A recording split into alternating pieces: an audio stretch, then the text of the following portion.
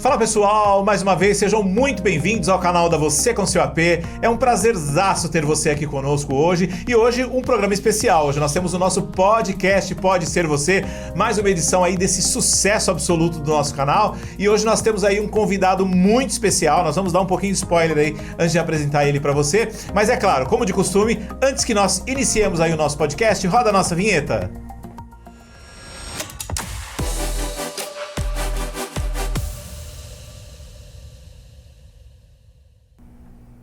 Prontinho, pessoal, estamos aqui hoje com muita alegria, porque hoje vamos trazer um assunto assim extremamente importante para aquelas pessoas que ainda não me conhecem. Muito prazer, eu sou Wagner, consultor imobiliário especializado no programa Minha Casa Minha Vida e também sou corretor de imóveis dessa maravilhosa empresa que é a Você com Seu AP, que tem proporcionado hoje muitas coisas legais para os clientes que querem adquirir o seu imóvel, para as pessoas que não têm conhecimento de financiamento imobiliário. E hoje nós sabemos que essa é uma área tão complicada que realmente é preciso ter o conhecimento para que você dê esse passo e conquiste o seu imóvel, tá? Mas antes de nós iniciarmos o nosso bate-papo de hoje, vamos ao nosso patrocinador, é claro, Print Life Comunicação Visual, uma empresa gráfica que já tem aí feito inúmeros trabalhos, inclusive na área imobiliária, para grandes construtoras, uma empresa que tem feito diferença e nos ajudado nessa empreitada para levar até você a informação, é claro, porque comunicação visual é tudo, né? Tudo a ver com informação e nós estamos aí com esse parceiro maravilhoso. Queria mandar um abraço para o Matheus, um abraço para Jéssica e toda a equipe aí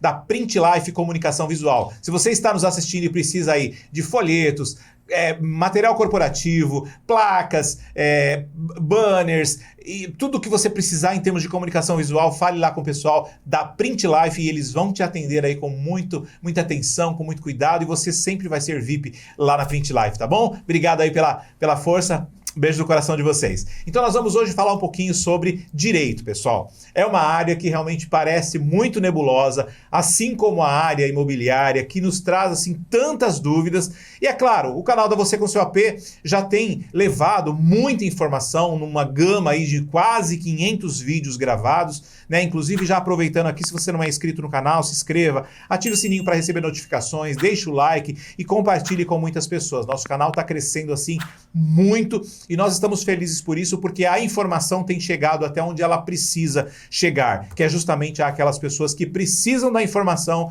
para tomarem as suas decisões, né? E hoje nós vamos falar sobre direito. Então nós estamos aqui com o escritório de advocacia Benco Lopes, um escritório renomadíssimo, conhecido, com história, tá, pessoal? Porque é importante nós falarmos que é um escritório com história, né? Não é um escritório que começou ontem, não menosprezando quem começou ontem, mas nós sabemos que o tempo, ele tem assim uma importância muito grande, porque tempo é conhecimento, tempo é experiência, e eles têm isso hoje. Então eu estou aqui com o meu convidado especial, Dr. Gabriel. Muito prazer, Dr. Gabriel, mais uma vez. Prazer, Wagner, obrigado pelo convite. Seja muito bem-vindo ao nosso Pode Ser Você, né? O podcast da Você com Seu AP. E nós trouxemos o Dr. Gabriel hoje porque ele vai assim descortinar para nós muitas coisas importantes, né? E uma das coisas que eu tenho sempre falado aos nossos clientes, aos nossos inscritos, antes de você fazer qualquer tipo de ação que vá demandar valores, investimentos, você precisa estar calçado, você precisa saber o que vai fazer. Existe contrato? Precisa saber o que diz esse contrato, o que reza esse contrato, porque as pessoas não têm costume de ler contrato. Então, muito bem-vindo, doutor Gabriel, e nós já vamos iniciar aqui com o senhor, né? Já vamos começar perguntando o que é a Benco Lopes. Hoje, me fala um pouquinho da história, dando uma introdução para nós aí do que é a Benco Lopes. Claro, Wagner. Bom, o escritório Advocacia Benco Lopes, hoje é um escritório consolidado já, nós estamos no mercado aí há quase 30 anos, ano que vem vai completar 30 anos, né? O Dr. Laércio Benco, que leva o nome do escritório, é o fundador, sócio-fundador. Hoje ele, infelizmente, não pôde estar aqui com a gente, mas é um advogado muito experiente, que tem trilhado aí um caminho na vida pública também. Não faltarão oportunidades, exato, né? E me deu oportunidade, já estou lá há 4 anos, né? Fiz a coordenação jurídica do escritório por um tempo, hoje eu estou cuidando um pouco mais de ações estratégicas, inclusive as ações e temas que a gente vai falar aqui hoje. Legal. Né? Então, hoje é um escritório que atende todo tipo de demanda. Lógico que nós temos as nossas especialidades, né, como direito imobiliário, nós trabalhamos com direito civil também, direito tributário, enfim. mas é um escritório aí que está querendo expandir também, né? Atrair mais clientes. É um escritório diferenciado em termos de abordagem. Muito É bom. um escritório que gosta de fazer um trabalho bem amoldado às necessidades do cliente, não um trabalho muito padronizado, enfim. E aí a gente está nessa luta, nessa grande concorrência em São Paulo, que é o lugar que tem mais escritórios de advocacia no Brasil, né? Para sempre oferecer um serviço diferenciado para o cliente. Que legal, pessoal. Então não é uma história de 1 ano, né? Não é uma história de 2 anos, é uma história de 30 anos, né? Então você já ficou aí sentindo gostinho de que bate-papo vai ser quente hoje, vai ser gostoso, né? Então nós vamos falar um pouquinho sobre direito, basicamente na área imobiliária, que é a nossa área hoje. Nós trouxemos o Dr. Gabriel justamente com esse intuito hoje aqui no canal, de realmente esclarecer bastante dúvida, porque você que está nos assistindo pode ter alguma dúvida que realmente seja uma dúvida que nós vamos estar abordando aqui hoje, né? Então, para nós iniciarmos o nosso bate-papo, Dr. Gabriel, é claro, a gente vai dar uma introdução agora do nosso assunto propriamente dito, depois que a gente falou do escritório, e parabéns pelos 30 anos, aí continue nessa pegada, nessa carreira maravilhosa aí, para nos ajudar, né, pessoal? Eu também preciso muito, né? Então a gente sabe que conhecimento é uma coisa que nunca ninguém tira de nós, né? É uma coisa que a gente vai agregando ao longo da nossa vida. Para nós iniciarmos então no nosso assunto, eu queria já perguntar para o senhor assim, qual que é a importância para uma pessoa leiga, uma pessoa que não conhece muito de direito imobiliário, que não tem muito... Na verdade, a gente não tem ideia dessa área a fundo, né? A gente não pode saber tudo, né? Eu sempre falo cada um dentro da sua área e se especialize ali e seja o melhor na sua área. Qual que é a importância hoje da pessoa se atentar à compra de um imóvel, seja ele na planta, seja ele pronto, seja ele usado, seja ele novo? O que a pessoa tem que se atentar? Eu queria já iniciar para a gente falar um pouquinho sobre essa importância. Perfeito, Wagner. Bom, a compra de um imóvel é um passo muito importante na vida da maioria das pessoas, né? Com exceção daqueles que realmente têm o poder para fazer especulação imobiliária, a maioria das pessoas compra imóvel para moradia própria, ou seja, é o bem que... Que é até o nosso caso, o nosso nicho, né? É o nosso nicho. Isso. Então, é o bem mais importante da nossa vida, né? O bem material, digamos assim, né? Que vai ser mais importante na nossa vida, o mais custoso também, em termos de aquisição, né? Uhum. Então, são necessários muitos cuidados. Um imóvel na planta, por exemplo, é necessário que o adquirente tenha preocupação de estudar e pesquisar sobre aquele vendedor, aquela construtora que está vendendo. O que às vezes não é feito, né, doutor Gabriel? O que muitas vezes não é feito. Né? Um empreendimento imobiliário, uma incorporação imobiliária para construir, por exemplo, um condomínio, tem lá seus riscos, né? Então pode acontecer desde abalos físicos, estruturais, algum problema de engenharia na obra, enfim, algum problema jurídico, que é algo que a gente vai explorar aqui hoje também, no que tange a papelada, né, de todo empreendimento. Que é muito mais cansativo, mas extremamente importante, né, doutor? Extremamente importante. Então, é pesquisar a rigidez, né? A rigidez, eu digo, a saúde da empresa que está te vendendo, ver se ela fez outros empreendimentos, se ela determinou esses outros empreendimentos. Muito importante também ver a questão do CNPJ dela, tentar puxar se tem ações na justiça, né? Na justiça federal, estadual, às vezes pode ter um problema fiscal. Então, assim, com relação ao imóvel na planta, por exemplo, eu julgo muito importante. E um passo importantíssimo, que é o que a gente até vai falar e aprofundar mais hoje. Sempre peça o número da matrícula do empreendimento, né? Nós vamos falar daqui a pouquinho, matrícula, escritura... As diferenças. Isso, mas é importante. Mas a matrícula, já posso até adiantar, é um RG do imóvel, né? E é ali que vai estar a historinha do imóvel. Então, o adquirente ele precisa saber se tem algum gravame ali, se tem algum problema relacionado à justiça ou não. E ali vai ser... Porque o que tiver ali pode se... arrastar, digamos assim, para as unidades que vão ser construídas e vão ser individualizadas posteriormente. Então, é um passo importantíssimo na aquisição do imóvel. Perfeito. Doutor Gabriel, falando sobre matrícula, a gente já vai entrar daqui a pouquinho sobre essa questão da diferença, mas vamos só voltar um pouquinho aqui, porque é importante. Por exemplo, uma pessoa que compra um imóvel na planta, aquele imóvel ele não tem matrícula, ele tem matrícula já. Como é que é essa questão? Porque às vezes a pessoa pode falar, não, mas não tem matrícula. Eu estou comprando direto da construtora. O que eu devo me atentar? As pessoas falam, poxa, mas meu apartamento nem está pronto. Como é que vai ter matrícula ainda? Na verdade, gente, todo imóvel, nem que seja um terreno que não tem prédio ainda, ele vai ter matrícula. Né? Ele vai ter a matrícula que a gente chama informalmente de matrícula mãe. Ou seja, a matrícula originária do terreno. Entendi. Ali vai ser construído, por exemplo, um prédio, um condomínio, e vai ser individualizado posteriormente as unidades, né, de cada adquirente. Apartamento, sei lá, apartamento do primeiro andar, apartamento 100, apartamento 101. E cada apartamento, posteriormente, né, isso é um processo que leva um tempo, porque tem toda a parte burocrática junto a cartórios, vai ganhar sua própria matrícula. E lá na matrícula do empreendimento, do apartamento individualizado, vai constar que a origem dele é a matrícula mãe, a matrícula do terreno, digamos assim. E uma coisa importante que o doutor Gabriel falou, já quero até voltar um pouquinho aqui no que ele disse, é da importância de você consultar a saúde da empresa a qual você está fazendo negócio. Então, na verdade, você vai ter ali a matrícula, ok, importante e tal, mas também essa empresa é uma empresa idônea, quanto tempo ela tem de mercado, quantos imóveis ela já entregou no mercado, como é que está a questão do reclame aqui, pega ali uma certidão no tribunal, não sei, no tribunal, doutor, que vê, onde vê os processos, vê essas ações. A gente é gratuito, né, tirar certidões. Na verdade, a gente sempre indica para que tenha um serviço completo, que haja uma assessoria jurídica nesse sentido, né? Porque aí o advogado ele já vai saber os caminhos onde puxar, onde pode ter um problema, claro, né? Um problema jurídico, obviamente. E também essa parte até que você falou de desde os outros empreendimentos, ver se deu certo, é uma parte que a gente até indica que se vale de um corretor imobiliário também. Exatamente. Né? Não excluindo só a atuação do... Opa, deixa eu me posicionar melhor aqui na cadeira. Então, olha a figura do corretor, a importância, hein? A parte jurídica é muito importante, mas a parte prática, que é se o corretor entra e ele tem até maior expertise que o advogado, saber o beabá, né, de como funciona a aquisição na hora, como sai o empreendimento, o passo a passo. Então, o corretor também é importante nesse passo. A pessoa pode se valer numa consultoria de ambos os profissionais. Lembrando que hoje, o papel do corretor dentro do seu processo de aquisição, ele é muito importante.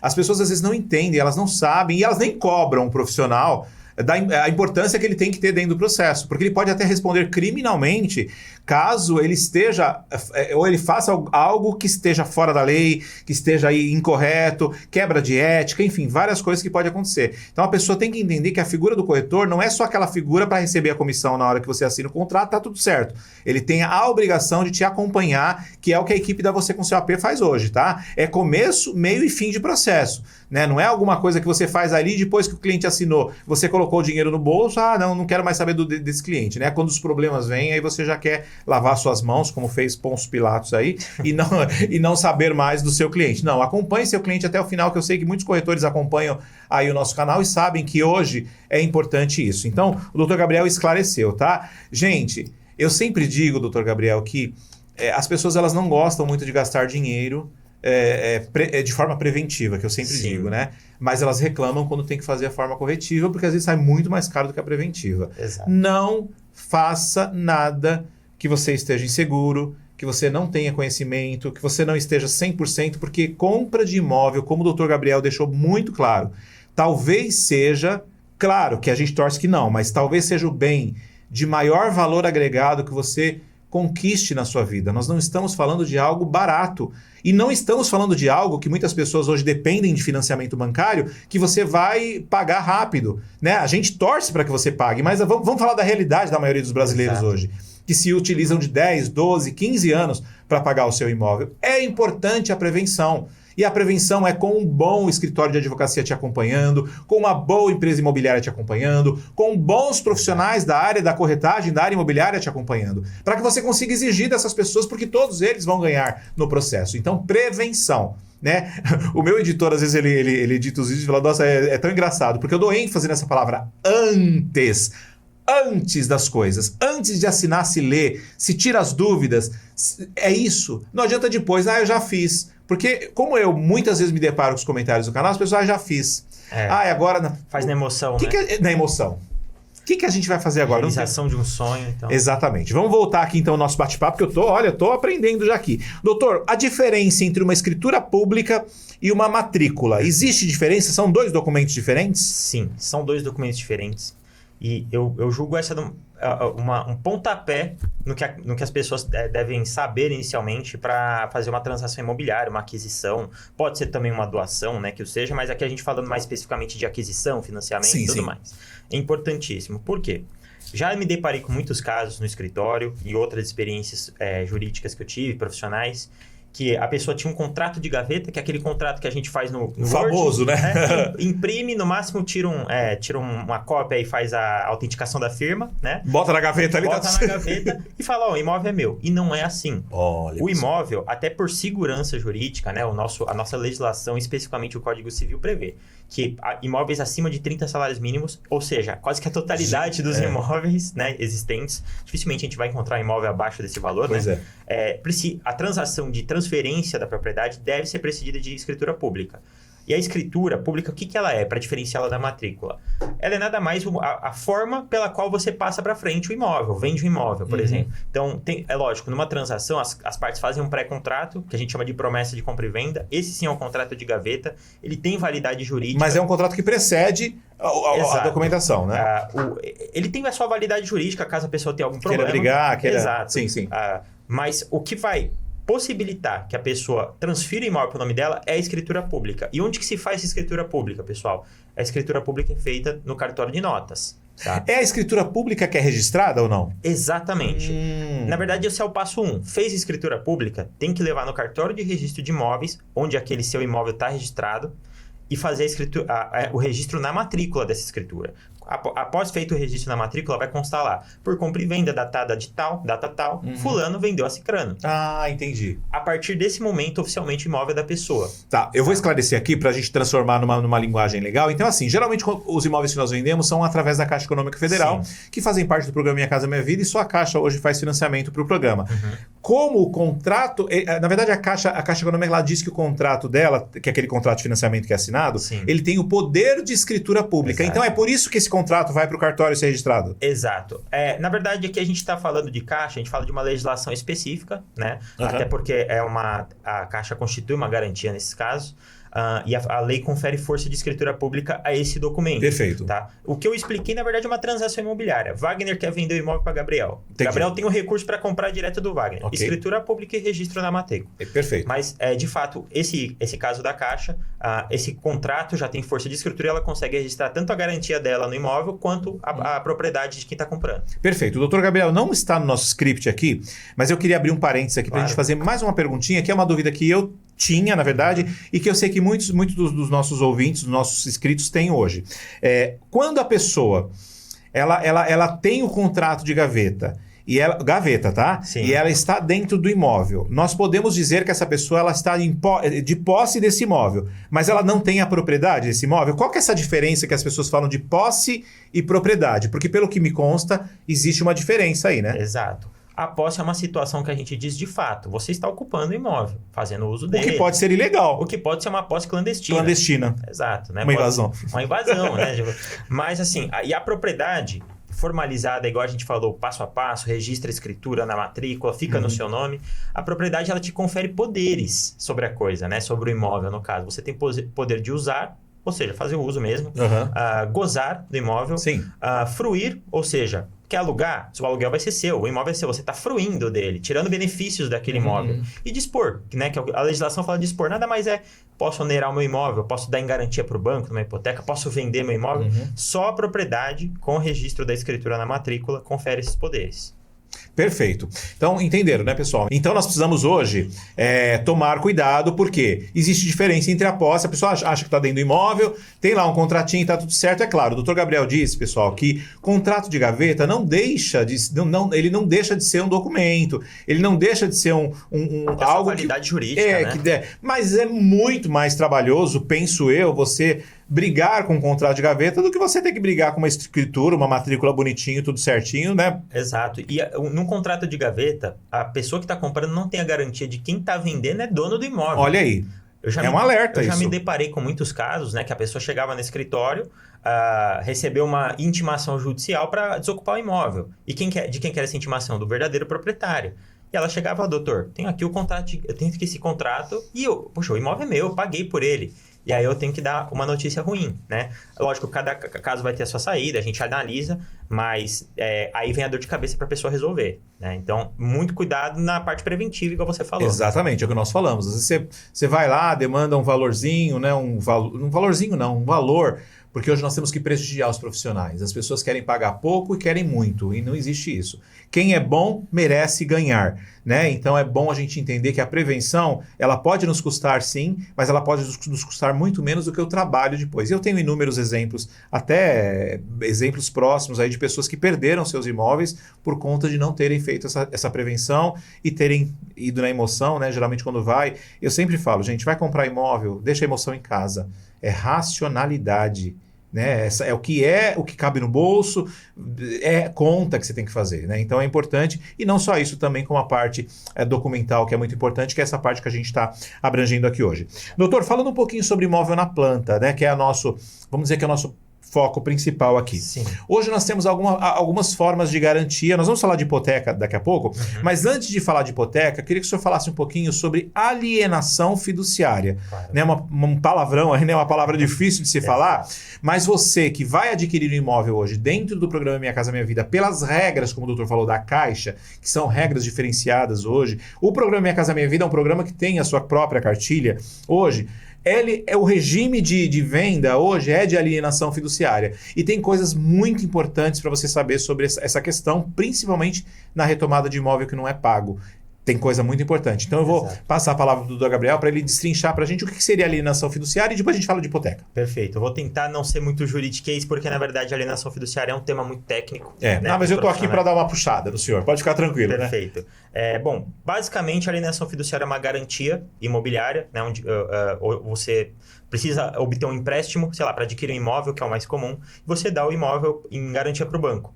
O banco, com essa garantia, e aí é uma coisa até mais prática, ele consegue ter uma segurança maior nessa operação, né? Você está pegando dinheiro com ele, vai ter que devolver o dinheiro para o banco, e isso geralmente reduz os juros, né, praticados.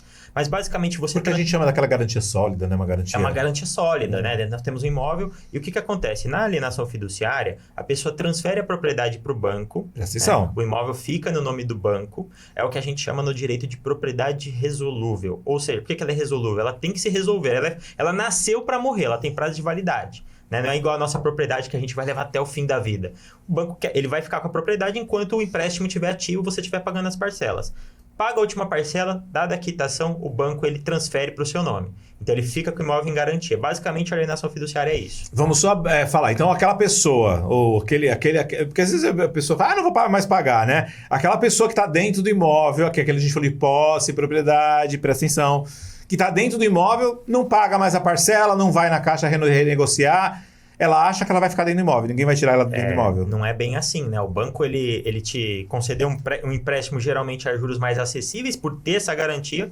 Se a pessoa deixa de pagar, e aí vai variar muito de contrato para contrato, né? Nós temos uma lei geral que regula, mas os contratos de cada banco podem variar, né? nas suas disposições. E falam que a lei, que a alienação, o banco nem... Ele até informa, mas é muito rápido o processo. É muito rápido. Não tem judicialização. Hoje não precisa de judicialização para a retomada do bem. Olha, né? Não precisa. Então, imagina, hoje você depende da justiça, é claro, mas muitas vezes quando você depende da justiça é 5, 10 anos aí, pessoal. A gente sabe como é que o judiciário brasileiro é afogado, né?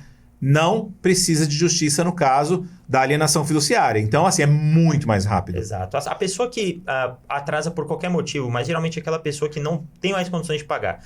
Primeiro a gente já orienta, vai atrasar? Procura um advogado para te orientar quanto aos efeitos disso. O banco, dependendo do prazo que ele te dá ali de atraso, de carência que a gente fala, né? O prazo de tolerância, na verdade, né?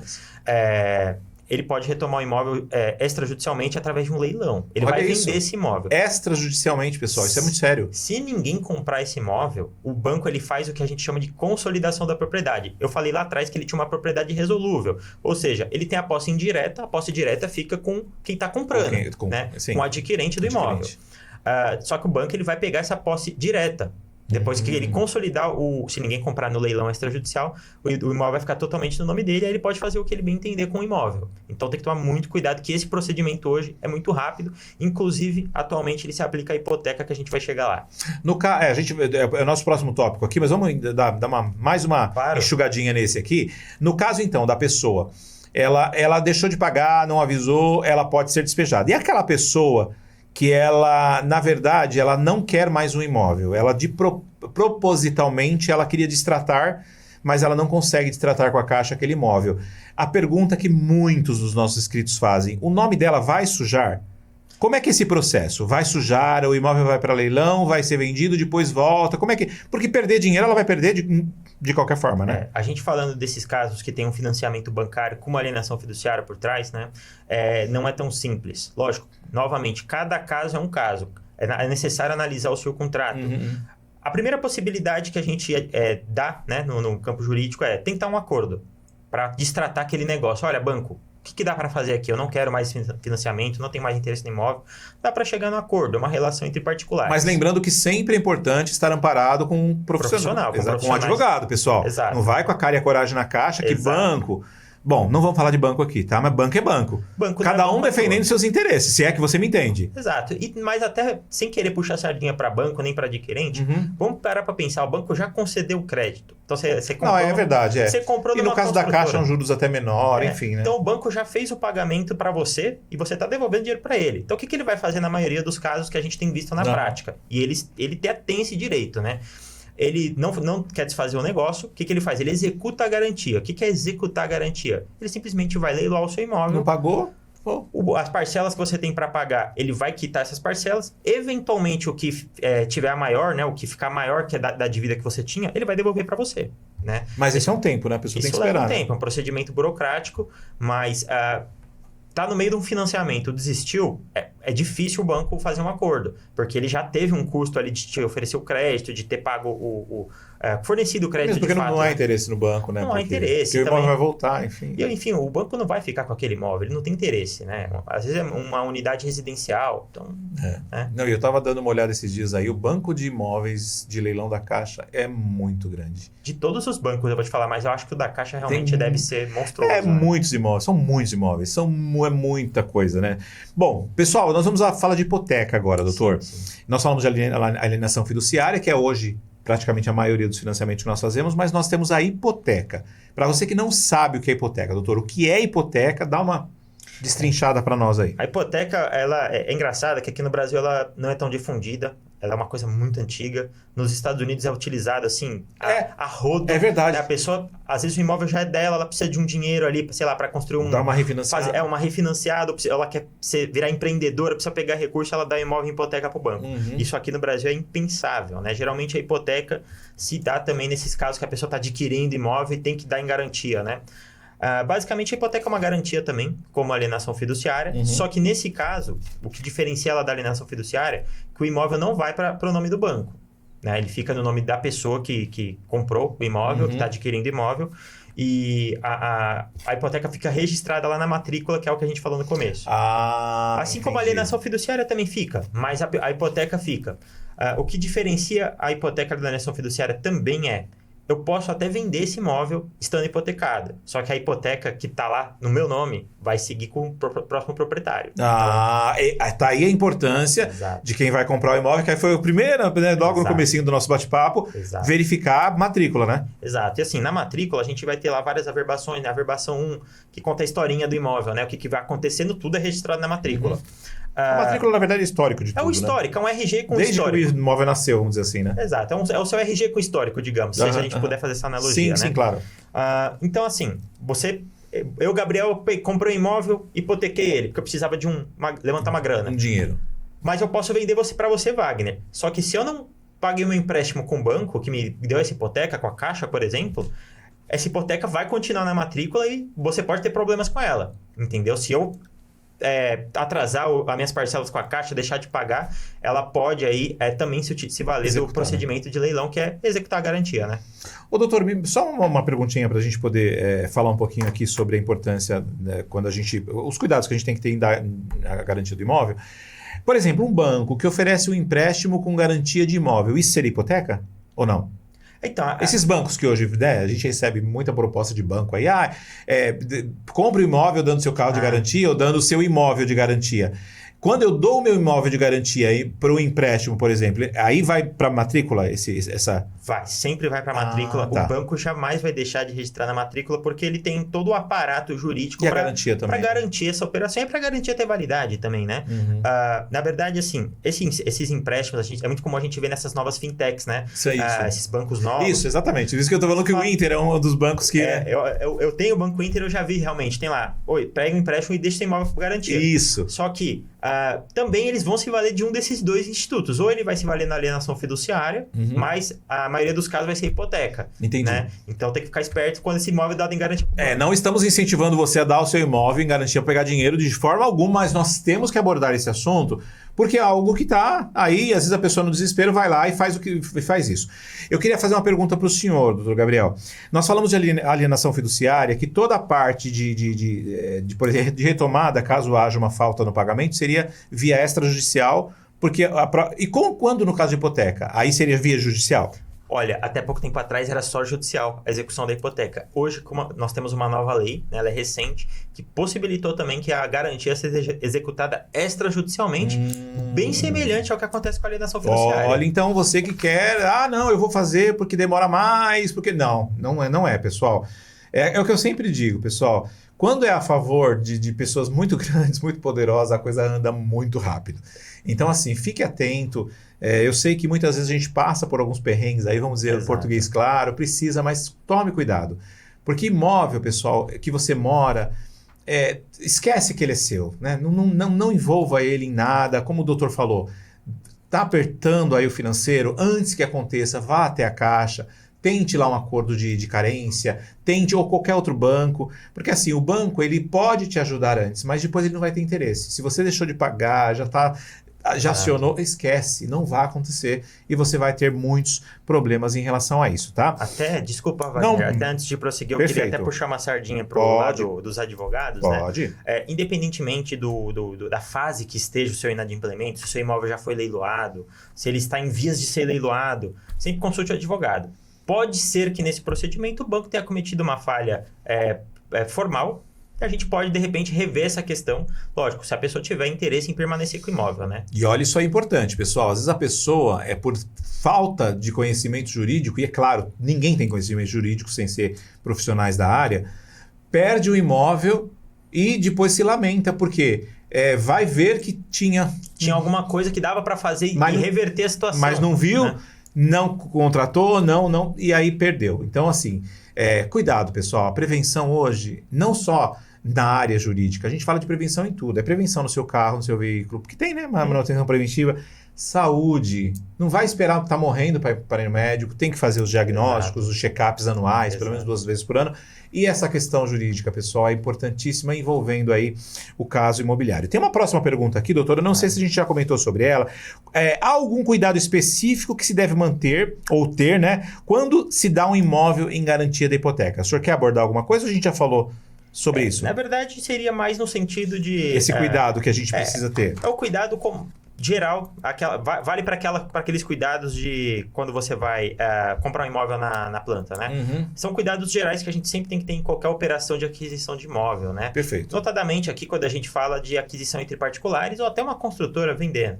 Gente, sempre se resguardar, puxando todas as certidões daquela pessoa que está te vendendo. Eu falo pessoa, pode ser uma pessoa física ou uma pessoa jurídica. Uhum. Puxar todas as certidões, ver se aquele imóvel não tem nenhum problema jurídico na matrícula, né? Ver a questão do proprietário, proprietários anteriores também, fica todo esse registro na matrícula, ver se não tem nenhum problema jurídico. Por exemplo, uma penhora trabalhista, né? Nossa, isso pode causar um baita problema. Você compra um imóvel que vai ser penhorado e vai ser leiloado na justiça por um crédito trabalhista. Então, é uma situação muito grave.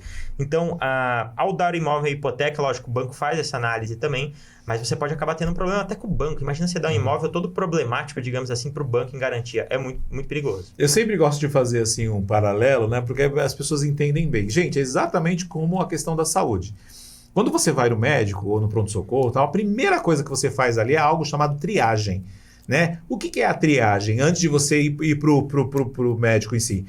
Lá vão medir a sua pressão, vão tirar a sua temperatura, é tudo ali, é a triagem. Depois você vai para o especialista. Pessoal, essa triagem é exatamente o que o Dr. Gabriel disse. É a checagem de toda a documentação, é a checagem da empresa, para depois você ir para os finalmente da negociação da compra, né? Ou da venda, no caso. Então é isso, é a prevenção que a gente está dizendo.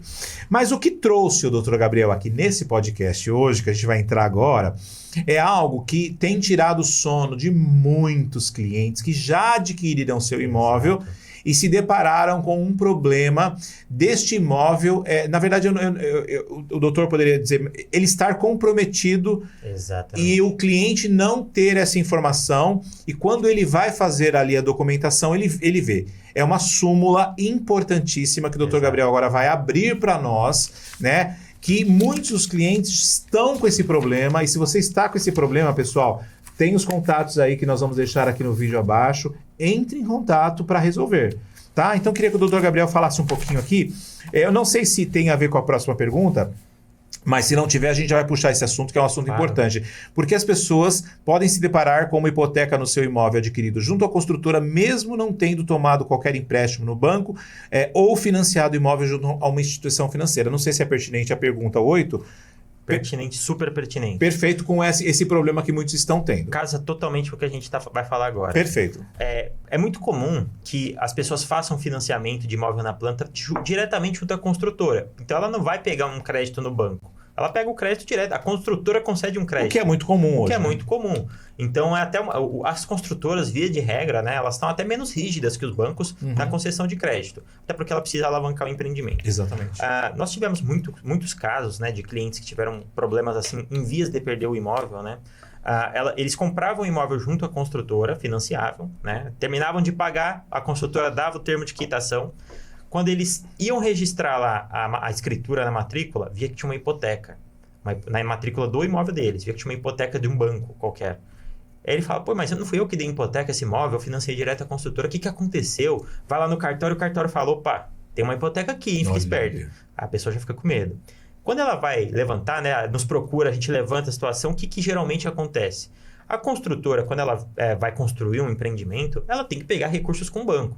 Né? Ela vai pegar um recurso... na verdade, o cliente não pega, mas a construtora vai pegar. A construtora vai pegar, ela precisa alavancar o empreendimento dela, né?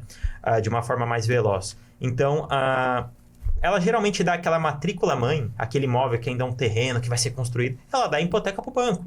O banco tem essa garantia para conceder um empréstimo. Só que por N problemas, Wagner, problemas operacionais que a construtora pode ter, problemas financeiros, pode ter um problema jurídico, um problema físico no imóvel, estrutural, que vai causar algum tipo de problema. Segura aí. Aonde o senhor está? Porque o senhor está falando de problemas, gente, isso é importante, porque nem sempre, é que a gente falou de prevenção, mas nem sempre lá quando você consultou, existiam esses problemas, né? Exato. Esse problema, pessoal, pode tanto ser pré-existente, quando você vai comprar, você já consegue captar ele, mas ele pode acontecer no meio do caminho. Exatamente. Né? Você comprou, estava tudo certinho, e nesse meio tempo, que foi o que aconteceu com muitos casos que chegaram a nós, né, no escritório, da pessoa descobrir isso no meio do caminho, muitas vezes quando já tinha quitado o apartamento dela. Olha a dor de cabeça. Né? Então, o banco tem a hipoteca no imóvel, né? É a garantia dele. Pode ser que essa consultora, por problemas financeiros, esteja até em recuperação judicial. A gente pegou um caso assim. E ela não conseguia pagar o empréstimo para o banco. Se ela não consegue pagar o empréstimo para o banco... Qual que é a garantia? A hipoteca fica lá. Ela fica meio que ad eternum lá, né? Muito tempo ela fica. Dor de cabeça, meu Deus. Então, quando nós temos aí a individualização das matrículas de cada apartamento, né? Daquela matrícula mãe, depois temos a individualização. Essa hipoteca que estava lá, ela vai para essas unidades automaticamente, que é o que a gente chama de hipoteca de segundo grau. Então, está lá a abertura de hipoteca de segundo grau advinda da matrícula-mãe. Quando há o desmembramento das unidades. Exato, né? Exato. Isso pode sair até quando o imóvel já esteja no nome do adquirente. Né? Porque, igual eu falei, a hipoteca vai seguindo o imóvel, não importa com quem esteja, diferente da alienação fiduciária, que é o que a gente falou aqui. Qual que é esse problema? Você adquirente de imóvel, né? Você adquirente não tem nada a ver com esse problema. Você não foi lá e pegou dinheiro com o banco, né? Então, há medidas jurídicas para tirar essa hipoteca do imóvel, porque é um problema que você tem que resolver construtor e banco. Olha aí, então aí nós entramos neste assunto importante que há um caminho. Há um caminho. Né? Na verdade, sempre há um caminho, mas as pessoas que vão percorrer este caminho precisam saber por onde ir, né? Exato. E o direito é maravilhoso, né? Eu não sou advogado, mas eu vou até... Eu sou profundo admirador admirador da área do direito, né? Porque eu acho que, assim, são profissionais que nos defendem, são profissionais que nos ajudam, são profissionais que encontram soluções, muitas vezes, que a gente não está enxergando. E eu queria parabenizar o doutor. Obrigado, não é o dia do advogado hoje, mas eu tenho que... Foi semana passada. É verdade, foi semana passada. Mas a gente tem que parabenizar esses profissionais brilhantíssimos que nos ajudam. Então, hoje, ter o caminho, né? Vem aqui, eu vou dar as mãos para você, a gente vai caminhar. Doutor, se a pessoa ela tá ouvindo aqui, ela tá com esse problema, entrou em contato lá com a Benco Lopes, qual é a documentação que ela tem que providenciar para poder ingressar com essa ação, que é a nossa próxima pergunta aqui, ó. Para ingressar com as medidas judiciais, qual que seria a documentação necessária? Via de regra, é bem simples a documentação, tá? Basicamente, a pessoa vai trazer os documentos de praxe, os documentos pessoais, comprovante de endereço, né? Algo que a gente nem precisaria falar mais. Para essa ação é muito importante trazer o contrato feito com a construtora, quando você foi lá e financiou o imóvel. Se você já tiver a escritura pública que a construtora outorgou, que também é um problema, pode ser que a escritura não tenha sido outorgada pela construtora. Você quitou o imóvel, na hora de pegar a escritura para registrar na matrícula, não conseguiu. Tá? Então é um problema que pode ser anexo a esse principal da hipoteca, né? E traga a matrícula do imóvel. Se você tiver o número, a gente consegue puxar. Hoje é tudo online, né? Hoje é muito fácil puxar. Então, a gente consegue puxar a matrícula também do seu imóvel. Basicamente, com essa documentação, a gente consegue dar entrada na ação. E via de regra, Wagner, a gente vive num país que a cultura é contenciosa. Todo mundo quer resolver na justiça. A gente geralmente faz uma abordagem inicial com a construtora e com o banco, né? Para tentar resolver amigavelmente. Claro. Muitas vezes não temos uma resposta positiva e a gente tem que levar para o judiciário. E aí, dentro disso, eu não sei se eu estou me adiantando... Eu já ia fazer a próxima pergunta, eu não sei se é essa, mas pode se adiantar aí. É falar até o teor da súmula, que as pessoas falam, tá, mas qual que é o fundamento de eu conseguir isso? Existe uma mágica? Não existe, gente. Esse tipo de caso, apesar de não tão divulgado, né? A justiça já cansou de enfrentar, a justiça já tem um entendimento forte em favor de quem compra, né? Então, a justiça, nesse caso, não é favorável a banco, não é favorável à construtora. E aí, nós temos o Superior Tribunal de Justiça, que é basicamente o nosso tribunal responsável por interpretar toda a legislação federal. Perfeito. Ou seja, tudo que está abaixo da nossa Constituição Federal... São eles que... O STJ interpreta a Constituição Federal a cargo do STF, né? O Supremo Tribunal Federal, que é tão falado aí na mídia, né? E aí, após julgar muitos casos... semelhantes ou idênticos ao que a gente está falando aqui, ele favoravelmente decidiu aos adquirentes e editou o enunciado 308. O que é isso aí, gente? É um compilado de julgamentos que ele formou um entendimento naquele sentido. E esse enunciado ele fala: a hipoteca firmada entre a construtora e o agente financeiro, ou seja, o banco. Né? Ou seja, não entre você e o banco, porque você não pegou empréstimo no banco, nesse caso, anterior ou posterior à celebração da promessa de compra e venda, ou seja, aquela promessa de compra e venda que você faz com a construtora, não tem eficácia perante os adquirentes do imóvel. O que o STJ está falando para traduzir? O problema que teve entre construtor e banco não vai ter eficácia perante você, meu amigo. Você que comprou, já quitou o seu imóvel. Às vezes você não está dormindo, não está comendo, está morrendo aí. E olha aí, olha o entendimento já de instâncias superiores. Então, a gente entra com uma medida judicial, muitas vezes judicial, e consegue dar baixa na hipoteca. O imóvel fica totalmente limpo, né? Que a gente fala livre de embaraçado, de ônus, né? Livre de ônus, livre de qualquer gravame, né? Então, a pessoa fica com o imóvel limpo. Se ela quiser resolver vender, ela vai conseguir vender, porque quem for comprar vai ter uma segurança, né? Pode vender com segurança imóvel, pode constituir uma nova garantia, enfim, a pessoa fica com o imóvel a seu bel prazer. Doutor Gabriel, eu sei que cada caso é um caso, nós nunca podemos colocar tudo na mesma cesta e dizer, mas assim, na experiência que o senhor tem hoje em relação a esse tipo de situação, a gente sabe que tudo que envolve jurídico são duas coisas, tempo e cabeça de juiz, né? A gente não sabe, não pode dizer amanhã já resolve, ou vai ser a teu favor ou não a teu favor. São duas coisas que a gente não pode afirmar. Mas pela experiência que o senhor tem, já pelas ações que já foram impetradas, pelos ganhos que já foram... O senhor me diria que hoje, não vou dizer em sucesso porque isso a gente não vai falar aqui, mas em relação ao tempo. Quanto tempo mais ou menos nós podemos estimar? Eu sei que cada caso é um caso, mas estimar mais ou menos ingressou a ação, mais ou menos qual é o tempo que a gente pode contar aí? 10 anos? Não. Hoje eu esperava que ele fosse graças falar, ao processo... Que ele fosse falar não. Graças ao processo digital... E aí, lógico, eu tenho uma atuação mais no âmbito estadual, porque eu sou um advogado em São Paulo, meu AB de São Paulo, né? Eu nem posso ter muitos casos fora do estado de São Paulo. Eu posso falar pela prática que eu tenho aqui, que também é um grande centro onde está a maioria das pessoas. Essa é a primeira pergunta que os clientes fazem. Doutor, quanto tempo vai levar? Porque eu preciso resolver essa questão rápido. E o que é rápido? Antigamente, rápido num processo era 5 anos. Se eu falar isso hoje, a pessoa cai para trás. Fala, não dá, eu preciso resolver isso para ontem. Hoje, em média, gente, lógico, o Wagner já adiantou. Cada caso é um caso, né? Mas a prática tem demonstrado que entre 1 ano e 2 anos... E, gente, isso para um processo judicial no Brasil é muito rápido. Isso é de flash. É muito rápido. Então, para você ter tudo resolvido mesmo, sabe? Chegou lá e já tirou a hipoteca de imóvel. Seu imóvel está liberado. Com, entre aspas, a bênção do juiz, né? Que ele concede esse direito para quem está comprando. Dentro de 2 anos, geralmente, a gente resolve. Teve casos que a gente resolveu em 10 meses, né?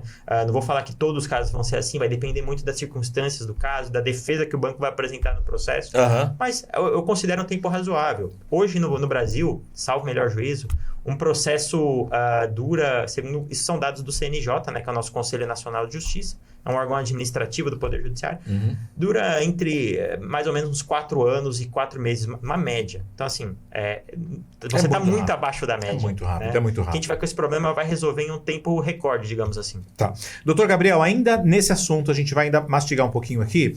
Em relação, por exemplo, a pessoa adquiriu um imóvel com a construtora, independente desse imóvel já estar com esse problema ou vir a estar com esse problema por algum problema que a construtora venha enfrentar, como que eu, como cliente, vou descobrir ou vou saber... Tem como saber durante o processo isso ou eu só vou saber quando eu quitar com a construtora? Não, tem como saber durante o processo. O que eu tenho que fazer? Bom, a gente indica sempre, lógico, novamente puxando a sardinha para o nosso lado, sempre tenha os profissionais adequados ao seu lado, à sua disposição. É possível sempre olhando a matrícula do imóvel, né, a matrícula de tempo em tempo, tirar uma matrícula atualizada. Tirar uma cópia, gente, hoje é tudo digital. Então dá para fazer em tempo recorde isso, você não gasta 5 minutos para tirar a matrícula, dá uma lidinha nela, sempre vendo se tem algum andamento novo, algum registro novo, né? Se já tiver individualizado também, a partir do momento que você sabe, que as pessoas sabem quando é individualizado, a construtora divulga isso ostensivamente, né? O banco, se for o caso, enfim. Às vezes a pessoa já está morando lá dentro do condomínio, né? Construiu um condomínio, isso é divulgado aos montes. Vai correndo, já tira a sua matrícula, vai no cartório, ou então digitalmente procura um profissional que consiga tirar. Você vai ver lá o andamento, ver o histórico, né? E aí a questão é assim, sempre ficar de olho, ficar atento à notícia sobre a construtora, né? Ela pode ter um problema jurídico no meio do caminho, pode ter um problema financeiro. Os casos que a gente pegou, uma construtora específica, ela chegou a pedir recuperação judicial. Então, ela deixou totalmente os consumidores de lado, os adquirentes de lado. Não, pior que tem umas que até somem do mapa, né? Some do mapa. Então, ela tinha, digamos, problemas dela para resolver. Então, os adquirentes ficaram em segundo plano, né? Então, você tem que sempre tomar esse cuidado periodicamente, olhar a matrícula. A matrícula geralmente é a chave da questão. Então, prestem bem atenção no que eu vou dizer para você agora. Como o doutor falou, hoje está tudo muito fácil, internet, tudo muito rápido. Pessoal, um processo, na verdade, nesse caso, dessa abordagem que nós estamos fazendo aqui hoje, agora, na verdade, nesse momento do podcast, ele não vai terminar quando você termina de pagar, né? Então, ele vai terminar quando você termina de pagar e vê que realmente está tudo certo, a matrícula não tem apontamento nenhum e o imóvel é seu. Exato. Então, para que isso aconteça, esteja bem acompanhado. O doutor falou puxar a sardinha aqui, agora eu vou puxar todas as brasas para a sardinha dele. Benco Lopes é um escritório que hoje tem se especializado na área imobiliária. Eu não menosprezo nenhum profissional da área, mas como eu falei, o direito ele é ramificado em vários setores, em várias áreas. Então, muitas vezes, mas eu tenho um sobrinho meu que é advogado, vou colocar na mão dele. E às vezes ele cuida da parte trabalhista, tipo assim, vai, né, não menosprezando. Mas se você precisa de um profissional hoje, esteja com um profissional que vai entender o seu problema. E não apenas entender o problema, bater nas suas costas e dizer, olha, eu estou com você. Não, ele vai tentar resolver o seu problema. Então, hoje, é importante você deixar de lado também, às vezes, eu não vou falar com um conhecido, ou vou falar com... A área imobiliária é uma das áreas do direito. Então, quem conhece a área imobiliária é quem hoje está se especializando nessa área, nessa parte do direito. Então, hoje, por que nós trouxemos o Dr. Gabriel aqui para esse bate-papo maravilhoso, né? E nós vamos prosseguir ainda aqui, justamente por isso. Porque o Dr. Gabriel hoje, ele entendeu que, junto com a equipe da Benco Lopes, é importante essa prevenção, porque está muito bagunçada essa questão do direito imobiliário, pessoal, porque às vezes tem pessoa fazendo muita coisa, perdendo imóvel, e não está sabendo nem por que está perdendo imóvel. Exato. Né? Então, procure um bom advogado, procure realmente profissionais que estejam alinhados com o seu problema e que não vão te dar uma dipirona se você tiver, por exemplo, uma dengue. Cuidado, né? Eu estou me dando de médico aqui. Exatamente, pessoal. Não vai te dar um remédio de dor de cabeça se você, a princípio, ter um AVC aí. Cuidado. Então, procure os profissionais certos. E é claro, né, nós estamos aqui para falar e puxar toda a sardinha possível, porque nós sempre procuramos levar até você os melhores. Né? Aqueles que realmente vão te apoiar, te dar suporte. Né? Dura coisa é quando você precisa do profissional e você não tem ele mais. Né? Falei do corretor aqui no início, não falo mal de corretor porque eu sou corretor de imóveis, mas geralmente os corretores de hoje são aquelas pessoas que são trazidas aqui por promessas de enriquecimento rápido e eles esquecem que por trás disso tem toda uma ética, né? Tem todo Então eu sempre digo, é suporte, pessoal. Você está com o cliente até o final. É quando o cliente entrou no imóvel e você ainda vê a documentação, se está tudo certo. É isso aí, pessoal. Vamos prosseguir aqui então, doutor, com o nosso assunto. Vamos. Acho que essa parte dessa súmula a gente conseguiu. A gente conseguiu explorar bem. Tem uma pergunta aqui, que é uma pergunta que eu amo. Eu vou querer muito fazer essa pergunta hoje. Ó. Sobre o reajuste das parcelas no financiamento. Tem gente que não está dormindo mais porque não entende muito bem isso. Quais os pontos de atenção que a gente tem que ter? E quais os índices de correção, geralmente, que são praticados no mercado hoje, que o senhor poderia indicar? E, se de repente, o senhor aqui está dizendo, né, se há algum índice considerado mais oneroso ou menos oneroso para o financiamento imobiliário. Dá um parecer do senhor técnico hoje em relação aos índices que são praticados, os indexadores que são praticados hoje, apesar que no Minha Casa Minha Vida, eu diria que 100% dos contratos são TR, mas eu queria que o senhor falasse um pouquinho sobre essa questão de indexador. Se a pessoa está se sentindo lesada, o que ela tem que fazer? Né? Porque também envolve jurídico, né? Se ela está se sentindo lesada, será que existe uma forma como que eu vou usar? Fazer o cálculo novamente. Refazer o cálculo. Refazer o cálculo. Faltou a palavra aqui, doutor. Vamos abrir essa cortina aí agora dos indexadores para a gente conversar um pouquinho. Bom, muito comum, gente. Eu vou ficar um pouco mais restrito à parte das construtoras, mas isso se aplica a muitos outros financiamentos. Quando você parcela o seu financiamento, vai ter um índice de correção para reajustar as parcelas, né, periodicamente. Pode ser semestral, anual, já vi caso de ser mensal, tá? E aí nós temos diversos índices que podem incidir naquele contrato. Ocorre que tem índices que não se aplicam ao caso. Por exemplo, né, nós tivemos um problema, eu vou pegar um caso prático que eu acho que é até mais fácil do pessoal que está assistindo a gente entender. Nós tivemos um caso em que uma incorporadora vendeu imóveis, né, lotes a vários adquirentes, e ela praticava o índice IGPDI. Gente, o IGPDI na pandemia, ele foi às alturas. Por quê? Ele reflete a variação dos custos de commodities internacionais. Então, imagina, na pandemia ficou tudo caro, nós tivemos lockdown, teve uma bagunça e o IGPDI foi lá em cima. Assim como o INCC, né? E INCC também. Né? Então, assim, as pessoas que estavam com financiamento onde incidiu o reajuste do IGPDI, que é o Índice Geral de Preços, né?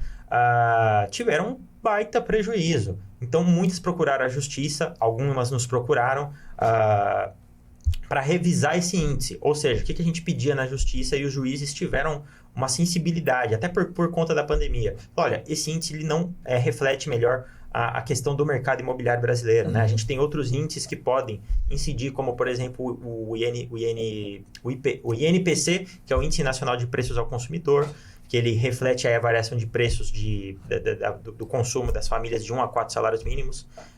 Nós temos o IPCA, só que o IPCA é muito amplo, então depende do caso a caso, que ele pega ali a variação dos preços do Brasil, de famílias que ganham de 1 a 40 salários mínimos. Então, para determinados casos, ele pode não ser adequado, né? Então, assim, esse exemplo do IGPDI é muito claro que teve uma abusividade. A construtora estava ganhando muito dinheiro com esses reajustes. A gente teve que entrar na justiça e pedir a substituição do índice, a readequação, o recálculo de todo o financiamento. E olha que engraçado, né? Se a pessoa não está alinhada com esse tipo de coisa, ela perde o imóvel. Exato. Entendeu? Ela perde o imóvel, ela perde tudo que ela deu. Por quê? Porque ela não está alinhada. Você vê que é importante. Eles entraram com, né, com um pedido, né? Para que realmente fosse revisto e foi, né? Na verdade. Exato, foi revisto. Algumas pessoas conseguiram pegar as diferenças que elas pagaram, né? Então, foram ressarcidas. O índice certo, a parcela ia ficar em 1.000. Com o índice errado, estava em 1.200. Essa diferença de R$200, a pessoa conseguia pegar de volta, né? Devidamente corrigida. Então, tudo isso tem feito um cálculo que não é uma coisa muito fácil, tá? Geralmente tem um perito que nos auxilia nesse sentido, um perito contábil. Mas, até voltando um pouco na sua pergunta, sim. Nós temos alguns índices que geralmente são praticados, são índices bem, digamos, usuais no mercado, né?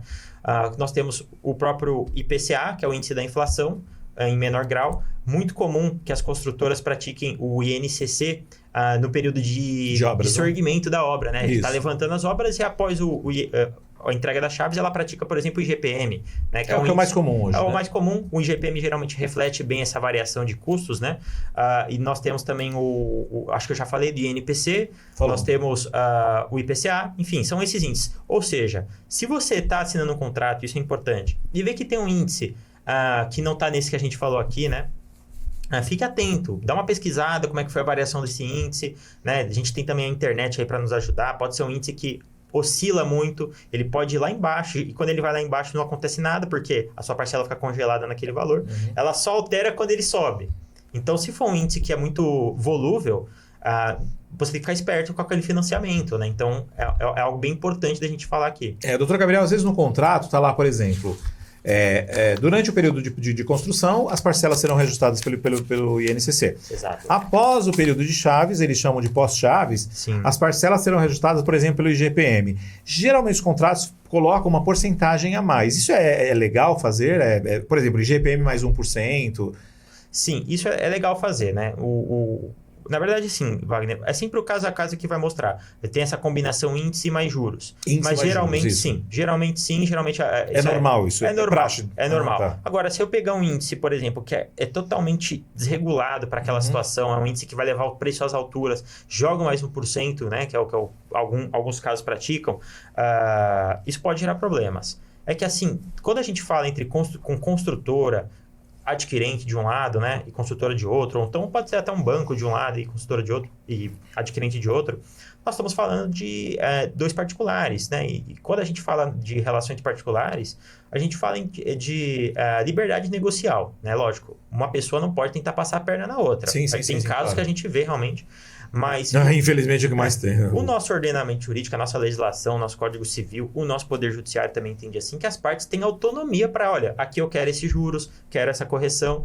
Cabe você que está comprando, e até pedir um auxílio de um corretor, de um advogado, na hora de assinar, falar, olha, isso aqui eu posso ter problema? Então, por essa liberdade negocial, às vezes fica difícil revisar um contrato, né? Então, é sempre voltamos para o preventivo, né? Voltamos, Não quando você já está no meio do caminho, já assinou, já pagou parcelas. Aí quer reclamar, né? Aí vai reclamar e aí tem que procurar o judiciário muitas vezes em caso de abusividade. Exatamente. Então, pessoal, é importantíssimo você, nessa questão contratual, ao adquirir um imóvel financiado, verificar essa questão não só de juros, mas os indexadores que serão praticados aí. Sabemos que nós vivemos num país que a economia ela é muito volátil, né? A economia ela é muito instável, né? Nós somos aí, infelizmente, levados por ventos externos, né? Qualquer coisa que acontece no mundo aí, infelizmente, a gente às vezes reflete de forma negativa aí na nossa economia.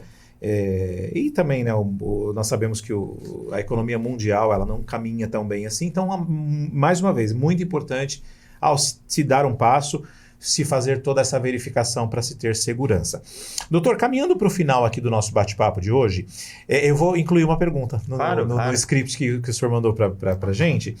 Existe uma construtora, que eu não vou citar o nome dela aqui, na verdade nós nem trabalhamos com essa construtora hoje, que ela faz a venda e ela tem o famoso pós-chaves que a gente acabou de mencionar aqui com outro indexador, outra forma de cobrança. Até aí tudo bem, como eu perguntei para o senhor, você falou, não é perfeitamente praxe fazer isso, de IGPM mais 1%, por exemplo. Só que essa construtora ela está com uma prática que ela está lesando muitos clientes com essa prática. Eu vou perguntar para o senhor, para que o senhor diga, olha, eu vou ter que analisar, não consigo responder agora, mas eu acredito que o senhor vai conseguir responder. Geralmente, a construtora, ela quando ela vai fazer parcelamento de saldo de entrada para o cliente, que é aquela diferença entre o valor que vai vender e o valor financiado, tem aquele saldinho que às vezes ela parcela, não só durante a obra, que seria a correção do INCC, mas ela parcela uma possibilidade aí de pós-obra, até às vezes 70 vezes pós-obra, comprometendo um X da renda do cliente. Porém, essa construtora em específico, além de comprometer esse X aprovado certinho, quando o cliente assina o contrato, ela informa o cliente que ele tem que apresentar um fiador garantindo o pagamento desse pós-chaves, mesmo ela tendo sido aprovada. Só que esta exigência não está no contrato.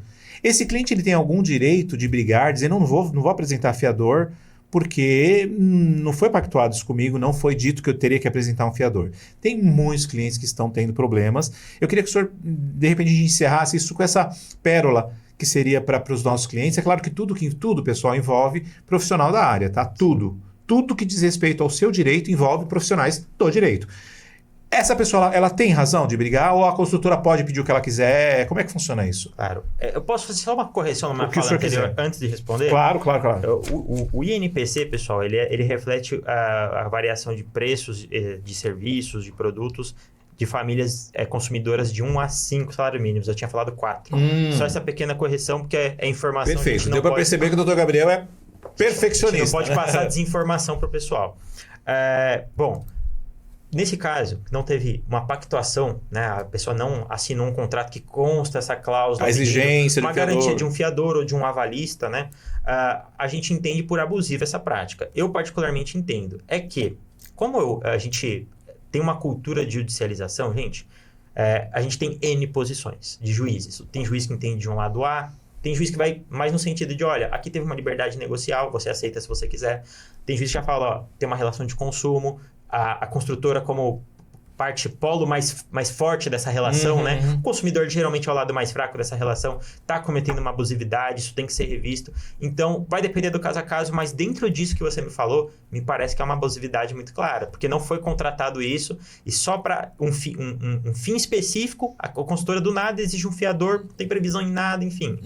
Então, você que está nos assistindo, que está enfrentando também esse tipo de situação, nós vamos deixar aqui os contatos para que você realmente resolva o seu problema, né? Porque às vezes a construtora pode, quando ela vê que você não vai brigar por isso, ela pode até impedir de você pegar chaves e aí o problema pode ficar um pouco maior, tá? Então, se não está pactuado, se não está oficializado, formalizado, assinado, boca é boca, né? Então, cuidado aí com essa questão. Essa coisa de deixar do boca a boca é perigoso. As pessoas... gente, não existe mais fio de bigode. Para com isso. Isso aí era 500 anos atrás. Hoje é o que vale o que está escrito. Preto no branco. Exatamente. Mas está escrito, você assinou. Mas não li. Assuma a responsabilidade que deveria ter lido, né? Doutor Gabriel, eu queria então agradecer ao senhor. Queria que o senhor fizesse considerações finais aqui. Pessoal, um dos melhores, eu digo, melhor podcast que nós fizemos hoje, né? No canal da Você com Seu AP, porque não só trouxe assim coisas importantíssimas para que nós possamos entender, como abrangeu aqui as 3 classes, comprador, vendedor e corretor, né? Quais são os... E cliente, 4... Um pouquinho de banco também, Um pouquinho de banco, 5 coisas que a gente... né? Itens que a gente mencionou aqui. Queria que o senhor fizesse as considerações finais aí, e aí eu vou fazer as minhas depois para agradecer. Perfeito, vou fazer naquela câmera. Aqui é a câmera do senhor. Então, pessoal, muito importante consultar profissionais antes de qualquer operação imobiliária, profissionais do ramo do direito, corretores imobiliários também, é muito válido, porque eles têm a prática do mercado também, né, que sai um pouco daquele juridiquês do advogado. Eu acho que o intuito aqui do nosso programa de hoje, podcast, foi levar uma educação com o tema imobiliário para as pessoas, né? Nós temos aqui hoje no Brasil pessoas que não sabem, e isso não é um demérito, né? Talvez seja até o interesse de alguma classe, mas enfim, não sabe a diferença de uma matrícula e uma escritura, que foi algo que a gente explicou aqui, a importância de saber disso, não adianta um contrato de gaveta. Então, procurar sempre no seu dia a dia também, no seu cotidiano, vai adquirir um imóvel, sempre ter todo o conhecimento necessário, buscar o conhecimento, a internet está aí para isso, nós temos muita informação na internet. E em caso de dúvidas, né, até em caso de não dúvidas, procura um profissional que vai te orientar no melhor sentido possível. Perfeito. Então, queria agradecer muito ao Dr. Gabriel por ter nos enriquecido hoje com tanta informação, né, pessoal? Eu sempre digo que o canal da Você com Seu AP tem levado até você informações extremamente importantes e hoje não foi diferente, né, esse conhecimento que você adquiriu. É claro que nós vamos batalhar para ter outras vezes o Dr. Gabriel conosco, o Dr. Laércio que não pôde estar conosco aqui, para trazer outros temas importantíssimos na área imobiliária para você, mas eu acho que hoje já deu para você perceber que a Você com seu AP, ela sempre vai estar com os melhores, né? Não menosprezando qualquer profissional, mas hoje, como eu falei, profissionais que realmente entendem e sabem daquilo que falam, né, que tem propriedade daquilo que falam. E o direito precisa ter propriedade, precisa conhecer. E se não conhece, precisa buscar e tentar saber. Porque existem muitas coisas nas entrelinhas aí do direito que a gente não conhece e que profissionais hoje têm esse acesso para nos ajudar, têm esse acesso para nos dar esse suporte. Então, queria agradecer muito e queria agradecer você que esteve conosco aqui até agora. Se você tem alguma dúvida ainda, nós vamos deixar os nossos canais aqui para você. E caso você queira comprar um imóvel, né, eu vou aqui já dizer que nós somos uma empresa que vende imóveis também. Basta você entrar em contato conosco lá no nosso site, na verdade, preenchendo o formulário no www.vocêcomseuap.com.br ou escaneando o código que aparece aqui para você, que você vai cair direto lá no formulário para que nós possamos iniciar o seu atendimento, fazendo uma simulação de perfil e levando você por um caminho tranquilo até a conquista do seu primeiro imóvel ou do seu imóvel, né? Hoje a Você com seu AP está aumentando as suas operações aí, tá? Nós estamos abrangendo aí outras áreas de mercado, como imóveis de leilão, como também imóveis na planta, terreno e construção, enfim, várias outras modalidades que nós temos aí no mercado imobiliário para te dar todo esse suporte. Então, a você que ficou conosco aqui até agora, um beijo no coração, fiquem com Deus, Deus abençoe a todos e, é claro, espero todos vocês ansiosamente no nosso próximo vídeo.